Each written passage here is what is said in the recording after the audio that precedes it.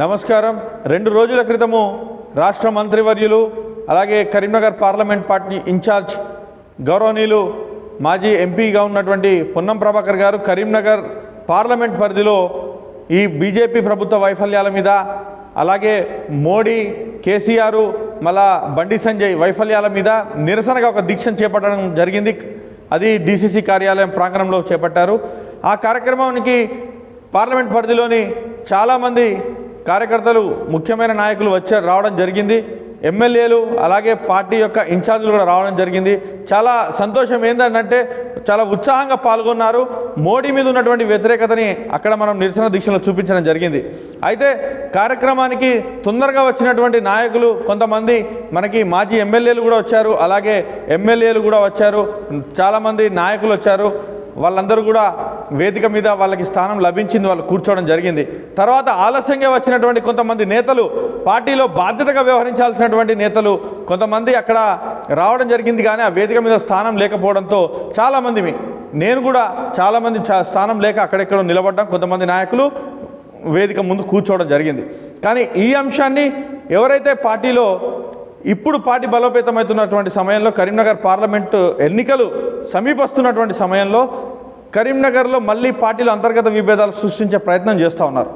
కరీంనగర్ నగరంలో పార్టీ చాలా మెరుగుపడాల్సినటువంటి ఆవశ్యకత ఎంతో ఉండే. ఇన్ని సంవత్సరాలుగా ప్రతి ఒక్క డివిజన్ పరిధిలో కరీంనగర్లో పార్టీ చాలా అభివృద్ధి చెందాల్సినటువంటి అవకాశాలు కూడా చాలా ఉండే. కానీ ఊహించినటువంటి విధంగా, అనుకున్నటువంటి విధంగా కరీంనగర్ నగరంలో కాంగ్రెస్ పార్టీ యొక్క పనితీరు చాలా ఉత్సాహవంతంగా లేదు.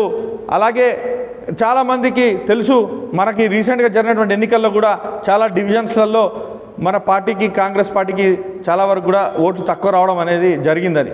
సో ఈ అంశాలన్నింటినీ దృష్టి పెట్టుకొని మనము నగరంలో ముందుగా ఏ విధంగా పార్టీని బలోపేతం చేయాలా, ప్రతి ఒక్క డివిజన్లో ఏ విధంగా కొత్త కొత్త నాయకులు గుర్తించాలా, ఏ విధంగా మనం పార్టీని బలోపేతం చేయాలనేటువంటి దృష్టిని సారించాల్సింది పోయి, బాధ్యతగా వ్యవహరించాల్సింది పోయి, కొంతమంది ఏం చేశారనంటే అక్కడ నగర అధ్యక్షునికి స్థానం లభించట్లేదు అనే ఒక చిన్న టాపిక్ను తీసుకొని ఆయన వేదిక ముందే కూర్చొని ఉన్నారు. అలాగే ఆ రోజు మాట్లాడినటువంటి ప్రతి ఒక్క వక్త కూడా ఆయన పేరు తీసుకున్నారు.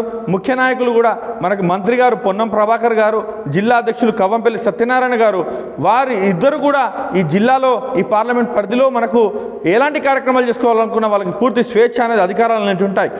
వాళ్ళు ఏ రోజు కూడా పార్టీ లైన్ దాటలేదు, అందరికీ గౌరవం ఇస్తూ వచ్చారు, కార్యకర్తలకు కానీ అందరు నాయకులకు కానీ. వాళ్ళు కూడా వాళ్ళ ఉపన్యాసాల్లో నగర అధ్యక్షుల వారి పేరు తీసుకోవడం జరిగింది, గౌరవం ఇవ్వడం జరిగింది.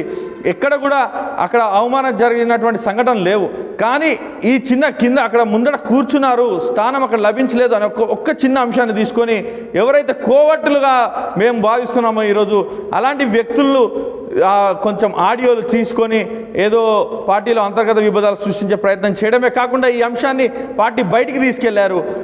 చాలా వరకు సంఘాలలో ఉన్నటువంటి వాట్సాప్ గ్రూపుల్లో, సోషల్ మీడియా మాధ్యమాల్లో, ఈవెన్ లోకల్ మీడియా ఛానల్లో, కొన్ని స్థానిక దినపత్రికల్లో కూడా అవి ప్రచురితం అయ్యేలాగా వ్యవహరించడం జరిగింది. ఇది కాంగ్రెస్ పార్టీ అధిష్టానం చాలా సీరియస్గా తీసుకుంటుంది ఈ అంశాన్ని. ఏ వ్యక్తికి కూడా మేము దుర్దేశపూర్వకంగా ఏ వ్యక్తిని కూడా మేము అవమానించడానికో దేనికో ఈ జిల్లా కాంగ్రెస్ కమిటీ ఏ రోజు కూడా అలాంటివి చేయదు. కాంగ్రెస్ పార్టీ ఎప్పుడు బలోపేతం కావాల్సిందే అని చెప్పి, ఈ నగరంలో బలోపేతం కావాల్సిందే అని చెప్పి మేమందరం కూడా చాలా దృఢ నిశ్చయంతో ఉన్నాము. ఒకటే విషయం చెప్పేది ఏంటంటే, ఎవరైనా మీకు పార్టీ బలోపేతమవుతున్నప్పుడు ఇలాంటి చర్యలు చేపడుతున్నారని మీ దృష్టికి వచ్చినా, లేకపోతే ఎవరైనా బహిరంగంగా ఇలాంటి విమర్శలు చేస్తున్నా కానీ జిల్లా కాంగ్రెస్ కమిటీకి తెలియజేయండి. అలాంటి వారిపైన కాంగ్రెస్ పార్టీ క్రమశిక్షణ చర్యలు తీసుకుంటుందని చెప్పి మేము చెప్తా ఉన్నాము. అదేవిధంగా స్థానికంగా కరీంనగర్లో ప్రతి ఒక్క డివిజన్లో ఉత్సాహవంతమైనటువంటి యువకులు కానివ్వండి, ఎవరైతే కాంగ్రెస్ పార్టీ అభిమానులు కానివ్వండి, ముందుకు రండి. కరీంనగర్ నగరంలో కాంగ్రెస్ పార్టీని బలోపేతం చేయాల్సినటువంటి ఆవశ్యకత ఉంది. రాష్ట్రంలో ప్రజాపాలన కొనసాగుతుంది. ప్రజలు మెచ్చినటువంటి కాంగ్రెస్ ప్రభుత్వం ఏర్పడింది. ఈ నగరంలో కూడా కాంగ్రెస్ పార్టీని బలోపేతం చేసి రాబోయే కార్పొరేషన్ ఎన్నికల్లో కూడా మనము కాంగ్రెస్ పార్టీకి ఇక్కడ మేయర్ స్థానాన్ని మనం కట్టబెట్టాలి. అలాగైతేనే ఇక్కడ నగరంలో ఇప్పటివరకు జరుగుతున్నటువంటి అవినీతి కానీ వీటన్నిటిని అరికడతాం. బండి సంజయ్ ఏ రోజు కూడా ఈ నగరంలో జరుగుతున్నటువంటి అవినీతి మీద ప్రశ్నించలేదు, ఆయనకున్నటువంటి అధికారాలను కూడా ఏ రోజు కూడా వినియోగించలేదు. కాబట్టి ఇప్పుడు కరీంనగర్ నగరంలో 60 డివిజన్లలో కూడా, కరీంనగర్ అసెంబ్లీ స్థానంలో కూడా కాంగ్రెస్ పార్టీ యొక్క నాయకత్వం నాయకత్వం బలోపేతం కావాలి, కాంగ్రెస్ పార్టీ గెలిచి తీరాలి అని చెప్పి దీనివల్ల కరీంనగర్ నగర ప్రజలకు మేలు జరుగుతుందని చెప్పి జిల్లా కాంగ్రెస్ పార్టీ పక్షాన తెలియజేస్తున్నాము. ధన్యవాదాలు. మల్యాల సుజిత్ కుమార్, జిల్లా కాంగ్రెస్ కమిటీ ఉపాధ్యక్షుడు.